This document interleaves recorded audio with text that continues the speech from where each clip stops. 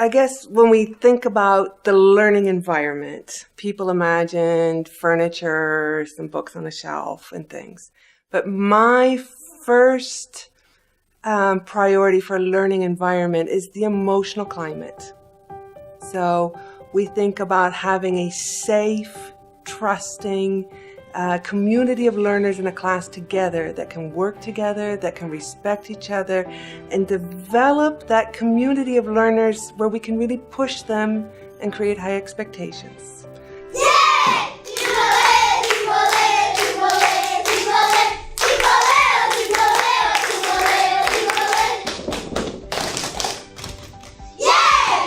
The teachers create that emotional climate. They're the models, they reach out, they embrace children, they make them feel safe, they make them feel like they belong and that they belong to each other and that the children are useful to each other and to their own learning, that we can include new children, we can say goodbye to new children as an international school, that happens as well, but we're all there to learn together.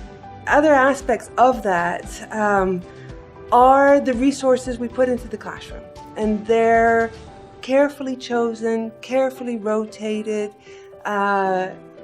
tools for learning and for play and for engaging children that invite them into the learning experience.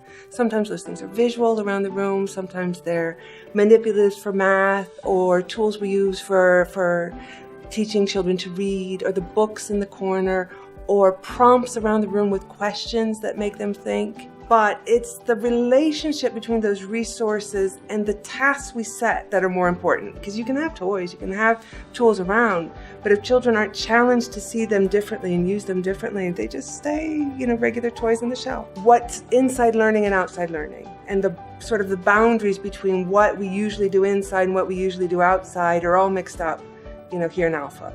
We're taking the learning outdoors, we're creating learning experiences where children can be freer, they can move, they can learn, sitting on the grass or walking around. And so this outside environment it's been fun for the kids. And it's fun for the teachers to get them learning in a different place. And what we've noticed is we have this range of zones in the school. There's adventure. We have community spaces where there's this crossover between ages, where there's the young kids and the old kids, the teachers, our school workers that are walking through, and these open sort of X's, these zones where everyone is trafficking around, brings the community together. And you don't feel like, I'm in the kindergarten part or I'm in this part. No, you're in St. Nicholas, sort of in the midst of everyone. And then we also have these quiet little corners with green and flowers and places where children can just sort of sit and be quiet and reflect and observe and notice things around them. And so the outdoor space has been kind of fantastic.